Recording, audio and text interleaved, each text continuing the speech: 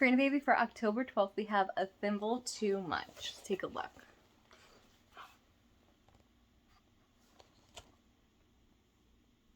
See her little thimble? A thimble too much.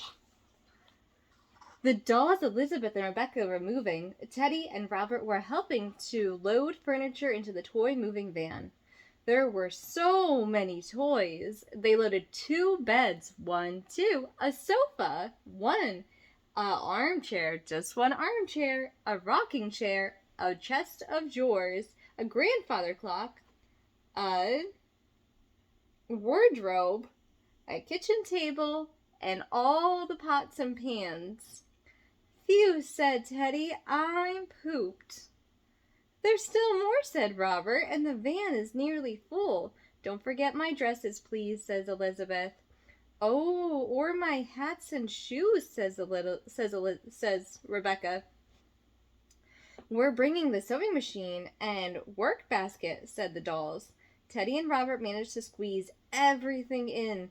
The van was bulging at the sides. What a load, said Teddy. I'll drive, said Robert.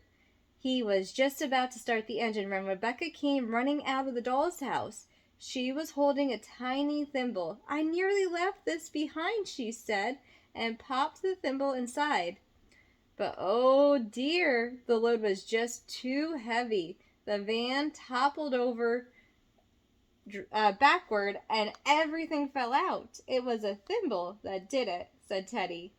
Now we'll have to start all over again, said Robert. This time, said Rebecca, I'll carry that thimble myself. They had a thimble too much.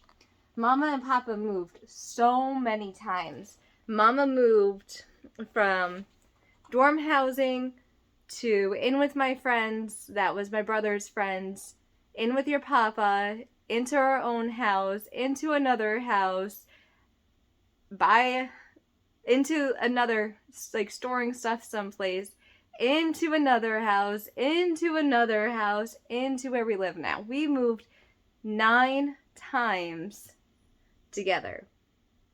And it was a lot. Your papa and I have a long history together, and I have full trust that everything's gonna be fine, baby. We just need the time. But when you're moving, though, that was my point. When you're moving, you have so much stuff, right? So what do you do when you move? You downsize everything. You give everything that you feel like you don't need away. Because when you live someplace, you collect things, right? You're like, well, I need this for camping. I need a tarp for the bottom. I need a tarp for the top. I need a hammock. I need a tent. I need, if you're living in a house, I need pots and pans. I need, all the stuff that they had, the recliners, the armchairs, like all that stuff. Do you really need to keep it? Do you need to give it away? What can you do with it? If you do give it away, do you have a friend you could give it to? Are you giving it to Goodwill? What are you doing with all this stuff? They decided to keep all the stuff, so they were just one little thimble too much in this van. But I completely understand the whole moving dilemma. It is hard to move. It's lots of hard work. So eventually, you want to find your forever property and your forever home. And nothing, you got to realize, even when you're like, oh, this is my forever property, you got to be okay with change. Things constantly change. Mama has moved a lot in her lifetime, and things always change. And you have to just change with your environment and be adaptive and go with everything that you have to go with in life, because life is so short and you can't take things too seriously. Other people will try and hurt you, and you gotta be like, does this matter? How much does this matter to me right now? How much is this gonna matter to me in 6 months? Don't take life too seriously. Look at your 6 months goals, your 6 month marks. Every 6 months, your life will change. It will be different, and that's okay. You're gonna get a little bit bigger. You're gonna get a little bit older, a little bit wiser, a little bit more experiences. Every 6 months of your life, you reach major and minor cornerstones and milestones. You're going to be doing great, baby. This life, if you take it in strides, you will be having a good life. Let's move on to Tangled for our 5-minute storybooks. Rapunzel sides. Mother Gothel was away, leaving Rapunzel alone in the tower. Luckily, her friend, Passel, was there to keep her company. What do you want to do, Passel? Rapunzel asked. She'd spent the day brushing her hair, which took most of the afternoon, painting a new mural on the wall and rereading her 3 books. Now it was growing dark. Oh, see her little friend there? Look at how long her hair is. It does. It takes a long time to take care of your hair when your hair is long. Like, you can't see my hair on the video, but Mama's hair is long. My hair is almost down to my thigh. So it is hard to take care of long hair. It takes a long time. So if you want long hair, you have to separate it out, right? You never want to just brush your hair. You want to separate your hair out, get most of the knots out, and start from the bottoms and brush your hair on up, because you don't want to cause split ends. And when you get split ends, you could take the ends of your hair in the light, look at it, and if it's split, if it's bowed like that, right, let's see if I can do it. Ooh. If it's like that at the top, or if it's even more, if it's like that, right, it's okay to cut those off. Those are all split ends. If it's wide at the top, right, or if it has that and that and that and that, it goes all the way down like little shreds, cut those off. You don't want those split ends to get all the way up to your roots, because then you'll be having major problems with your hair, baby. You want to get Papa to help you, or you get an adult to help you, an adult that you trust to help you, and you know, you could cut off your split ends that way if you want. She glanced over at a dozen, or your mama or your papa or your auntie or your uncle, or whoever it is that you're with. If another child's watching this, you could always have a parent take you to the salon, or they could cut your hair themselves if they're good at cutting hair. She glanced over at the dozing Patzel and laughed. Now, I don't think it's bedtime yet. I'm not very tired. Rapunzel strolled to the window and gasped. Look at the moon, Patzel, Rapunzel exclaimed. It looks like a great bowl of marmalade. Marmalade is an orange from the actual oranges and stuff. You use the orange peels to make it.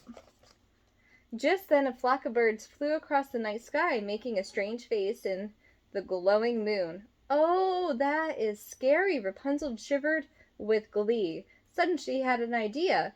I know, let's make tonight Marmalade Moon Night. We can start our very own spooky holiday.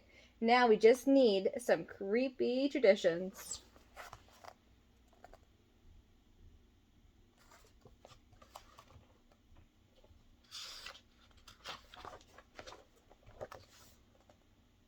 First, Rapunzel wanted to make lanterns that looked like scary moon phases.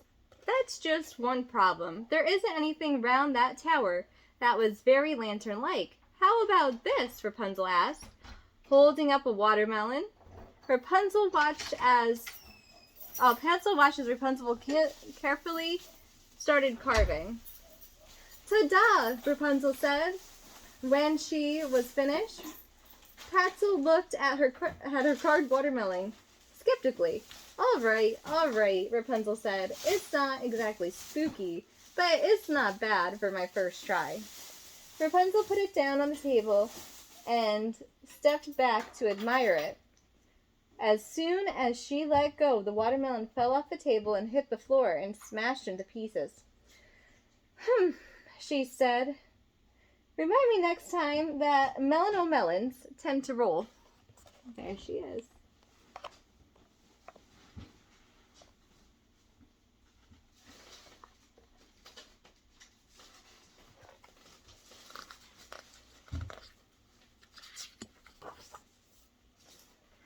Now let's play a game, Rapunzel said. She glanced at the rest of the items in the fruit bowl. These look just like Marmalade Moon, she said, making up a few peaches. She filled the large tub with water and added the peaches which floated to the surface. Okay, Pencil, she said. Try to pick one up, but no hands or feet. You can only use your mouth. Pencil seemed to think it over. Then his long tongue flicked out, lassoed a peach, and plucked it out of the water.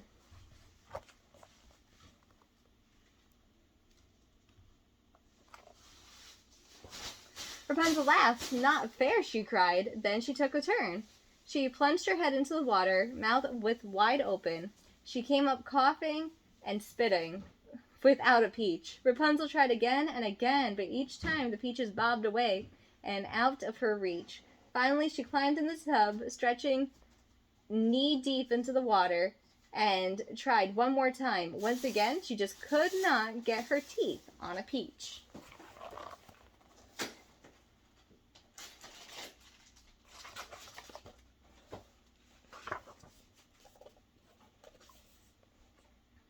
Overcome with frustration, Rapunzel plopped down in the water and splashed over the sides and spilled onto the floor.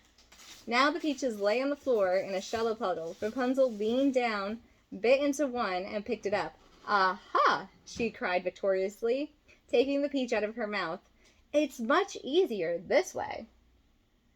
While Pencil munched on his peach, Rapunzel snuck away to put her next spooky idea into action. Perfect, she said, peering into the linen cupboard.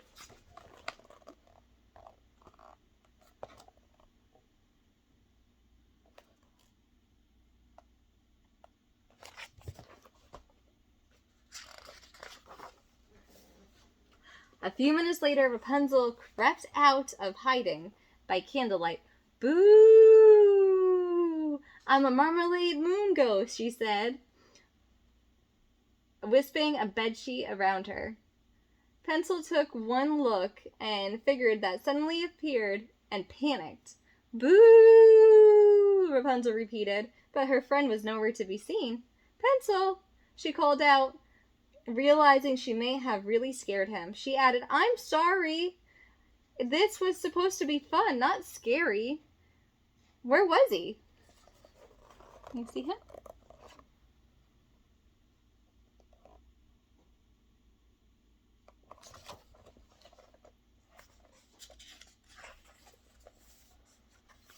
Pencil peeked around curiously from his hiding spot. He saw it was really Rapunzel under the sheet, and he breathed a sigh of relief. He started to move from his hiding spot at the same time Rapunzel spotted him right in front of her. Aha! She cried and fell over backwards, startled. Okay, Rapunzel admitted with a laugh. That was a little more scary than fun. She sat down next to Pencil in a chair. No more tricks, she said, I promise. She glanced outside and saw another flicker of the birds had made a whole new shape in front of the moon. Looking at it, she had an idea for some marmalade moon dress-up fun without the spookiness.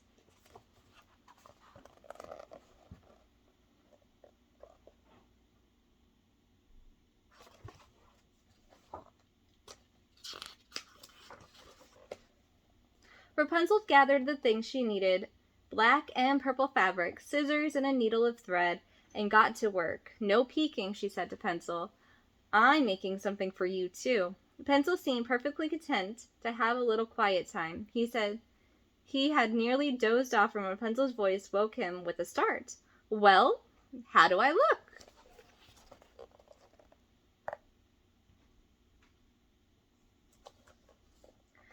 She looked just like a witch wearing a witch's hat she made herself and holding out a little broom.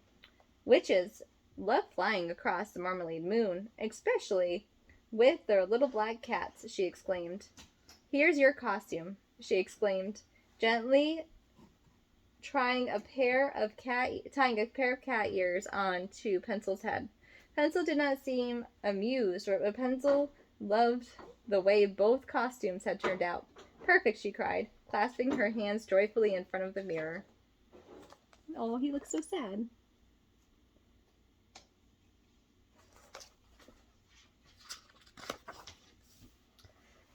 Pencil cheered up when Rapunzel told him what the next part of their celebration was, eating some sweet treats. He seemed to warm up to his costume. So that next, high in the tower, deep in the woods, a friendly witch and a chameleon kitty enjoyed their very first spooky holiday together.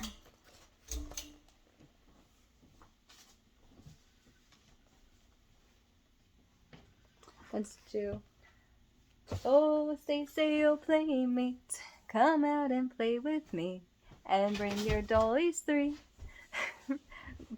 down to my apple tree.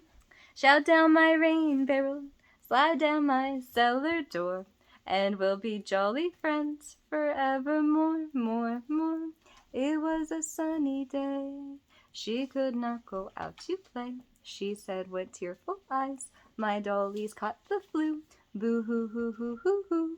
I ain't got no rain barrel. I ain't got no cellar door. But we'll be jolly friends forevermore, more, more.